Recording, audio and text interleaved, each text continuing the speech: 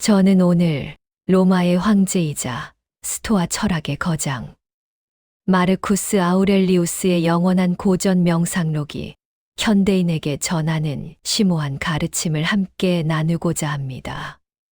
이 책은 한 제국의 정점에서 권력의 무게와 인간적 고뇌를 짊어졌던 한 인간이 오직 자기 자신을 위해서 내려간 내면의 기록입니다.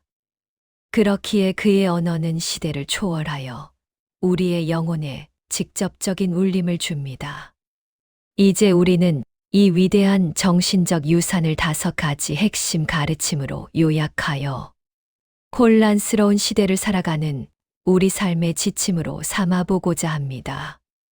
마르쿠스 아우렐리우스는 로마의 5 현재 중 마지막 인물로 제국의 광활한 영토를 다스리며 끊임없는 전쟁과 정치적 암투, 그리고 역병의 공포 속에서 살았던 인물입니다.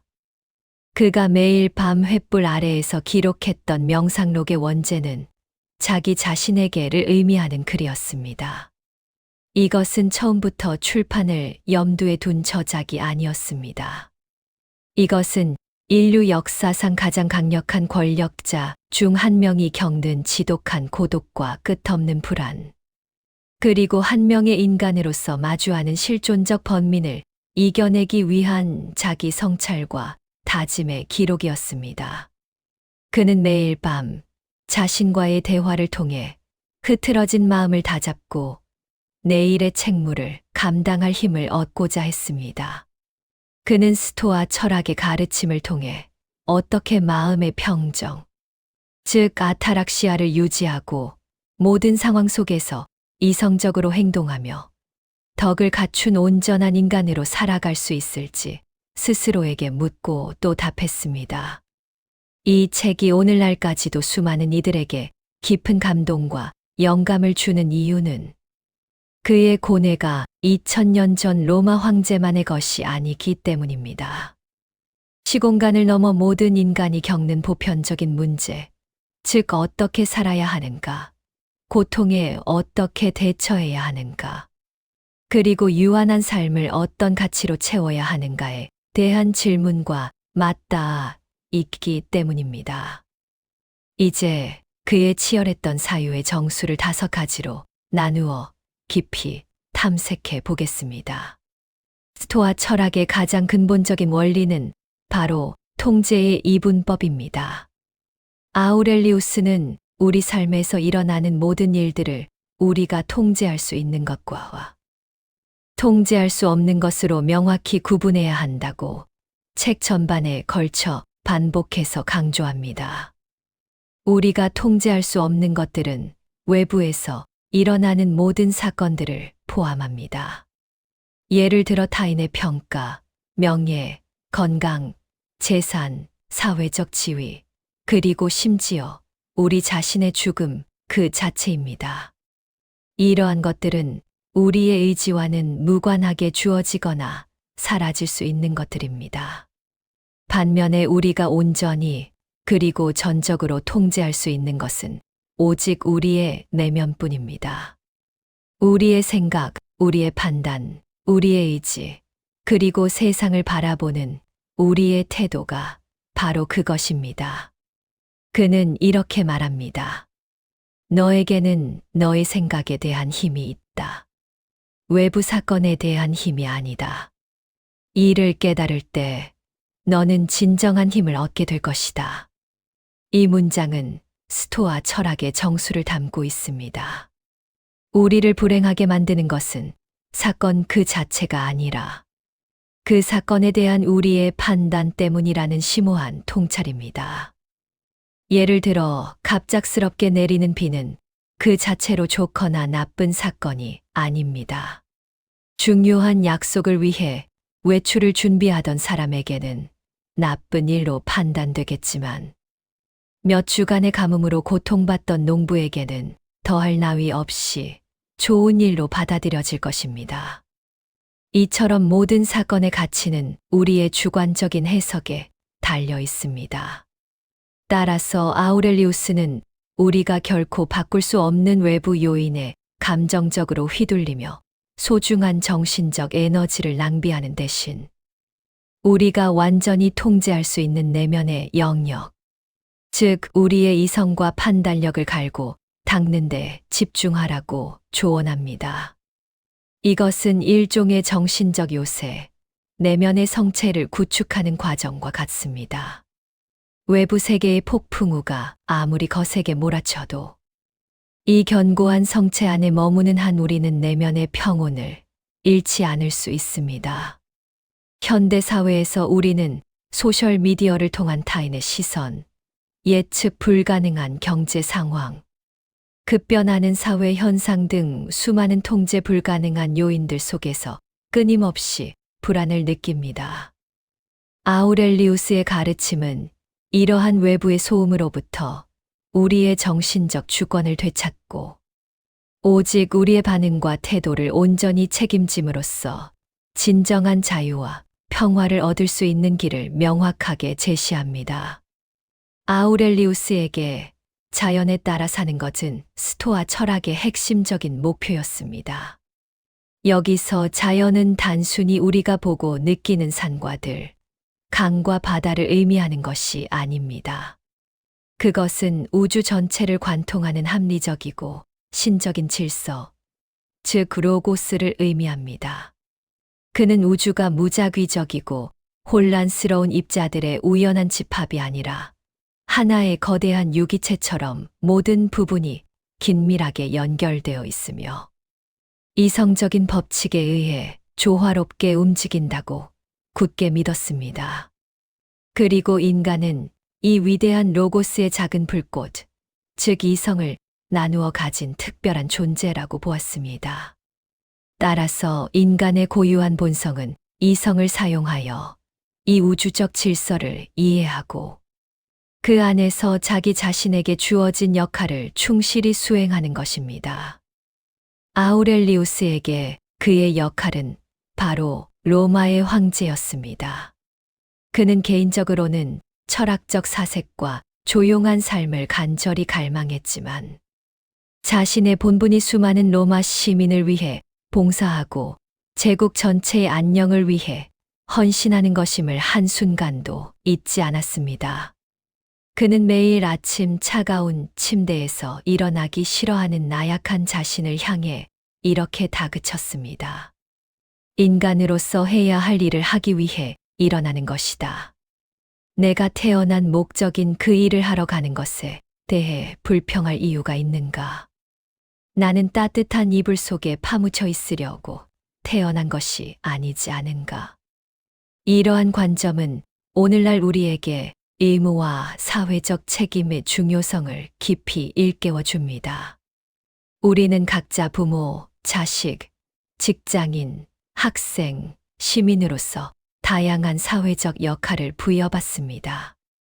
아우렐리우스의 가르침에 따르면 이러한 역할들을 귀찮은 짐이나 불평과 원망의 대상으로 삼는 것이 아니라 우주적 공동체의 일원으로서 내가 마땅히 해야 할 신성한 본분으로 받아들이고 성실히 수행하는 것이 바로 자연에 순응하는 삶입니다. 나의 작은 행동 하나하나가 주변 사람들과 사회, 나아가 인류 전체라는 거대한 직물에 영향을 미치는 한 오래시림을 자각하는 것입니다. 이는 개인의 행복이 고립된 자아의 이기적인 만족에 있는 것이 아니라 공동체 속에서의 조화와 기여를 통해 비로소 완성된다는 심오한 공동체주의적 윤리를 담고 있습니다. 이는 첫 번째 가르침인 통제의 이분법과 깊이 연관된 매우 중요한 심리학적 통찰입니다. 아우렐리우스는 고통의 근원을 외부 사건에서 찾지 않았습니다. 그는 그것을 받아들이는 우리의 내면의 판단, 즉 인식에서 찾았습니다. 그는 이렇게 단언합니다.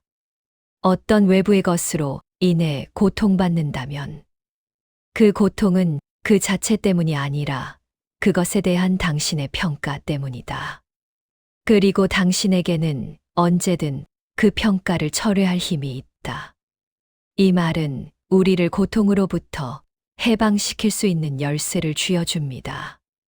이것은 당시로서는 매우 혁신적인 생각이었습니다. 우리는 보통 모욕적인 말을 들으면 그 말 자체가 우리에게 상처를 준다고 생각합니다. 그러나 아우렐리우스는 그 말이 단지 공기 중의 진동에 불과하며 그것을 모욕으로 해석하고 상처받기로 결정하는 것은 바로 우리 자신이라고 말합니다. 상사가 많은 사람들 앞에서 나를 비판했다고 가정해 봅시다. 그 사실 자체는 좋지도 나쁘지도 않은 중립적인 사건입니다. 이것을 나의 무능함에 대한 공개적인 증거라고 판단하면 우리는 괴로움과 수치심에 빠집니다. 하지만 나의 성장을 위한 객관적인 피드백으로 판단을 전환하면 오히려 발전의 계기로 삼을 수 있습니다. 이러한 인식의 전환 훈련은 현대 심리학의 인지행동치료, 즉 CBT의 핵심 원리와 정확히 일치합니다.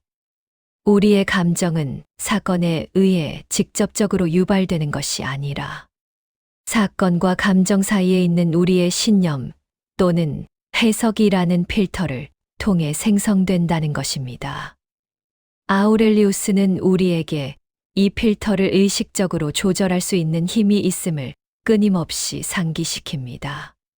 그는 우리에게 주어진 상황 자체를 바꿀 수는 없지만 그 상황을 바라보는 우리의 관점은 전적으로 우리의 선택에 달려 있음을 역설합니다. 인생의 모든 고난과 역경 속에서도 내면의 평화를 굳건히 지킬 수 있는 열쇠는 외부 환경을 통제하려는 헛된 노력이 아니라 우리 자신의 인식을 다스리는 내면의 능력에 있음을 그는 명확히 보여줍니다. 아우렐리우스는 명상록 전반에 걸쳐 죽음과 모든 것의 무상함, 즉 영원하지 않음을 끊임없이 성찰합니다. 그는 메멘토 모리, 즉 죽음을 기억하라는 라틴어 격언을 자신의 철학적 실천의 중심에 두었습니다. 이것은 결코 삶을 비관하거나 우울에 빠지기 위함이 아니었습니다. 오히려 그 반대였습니다. 죽음이라는 유한한 관점을 통해 현재라는 이 순간의 무한한 가치를 깨닫고 주어진 삶을 더욱 의미 있고 진실하게 살아가기 위한 가장 강력한 도구였습니다. 그는 역사상 가장 위대했던 알렉산더 대왕이나 그의 마차를 끌던 마부나 결국에는 똑같이 한 줌의 흙으로 돌아간다는 사실을 되새기며 명성, 부, 권력과 같은 세속적인 가치들이 얼마나 더섭는지를 깊이 통찰했습니다. 그는 자기 자신에게 이렇게 묻습니다. 머지않아 너는 아무것도 아니고 아무데도 없을 것이다. 내가 지금 보는 모든 것들, 지금 살아있는 모든 사람들도 마찬가지다. 이러한 성찰은 우리를 사소한 걱정과 일상의 번뇌에서 즉시 벗어나게 합니다. 다른 사람과의 사소한 다툼, 작은 실패에 대한 좌절, 미래에 대한 막연한 불안감 등은 삶 전체와 죽음이라는 거대한 관점 앞에서는 그 무게를 완전히 잃게 됩니다. 죽음을 직시하는 것은 동시에 지금 여기를 온전히 살아야 한다는 절박하고도 강력한 이유를 제공합니다.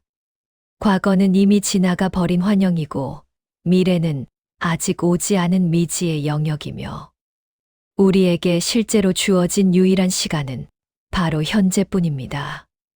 따라서 그는 이것이 너의 마지막 행동인 것처럼 모든 행동을 하라고 충고합니다. 매 순간을 내 인생의 마지막 순간처럼 여기며 덕을 실천하고 주어진 의무를 다하고 이성적으로 행동한다면 우리는 결코 후회 없는 삶을 살 수 있습니다. 죽음에 대한 성찰은 삶에 대한 회피가 아니라 오히려 삶의 본질을 꿰뚫고 가장 가치 있는 것에 우리의 한정된 시간과 에너지를 집중하게 만드는 가장 강력한 동기부여인 것입니다. 그렇다면 피할 수 없는 죽음 앞에서 그리고 끊임없이 변화하는 예측 불가능한 운명 앞에서 우리가 궁극적으로 붙잡아야 할 단 하나의 가치는 무엇일까요? 아우렐리우스와 모든 스토아 철학자들의 대답은 명확하고 단호합니다. 그것은 바로 덕입니다. 그들에게 덕, 즉 버추는 유일하고 절대적인 선이며 진정한 행복, 즉 에우다이모니아와 완전히 동일시되었습니다. 스토아 철학에서 말하는 핵심적인 네 가지 덕은 바로 지혜, 정의, 용기, 그리고 절제입니다. 이와 반대로 부, 건강, 명예, 쾌락과 같은 세상 사람들이 추구하는 것들은 그 자체로 좋거나 나쁜 것이 아닌 무관한 것들로 분류됩니다. 물론 병든 것보다는 건강한 것이, 가난한 것보다는 부유한 것이 선호되는 무관한 것이지만 그것들이 우리의 행복이나 인간으로서의 근본적인 가치를 결정하지는 못한다고 보았습니다.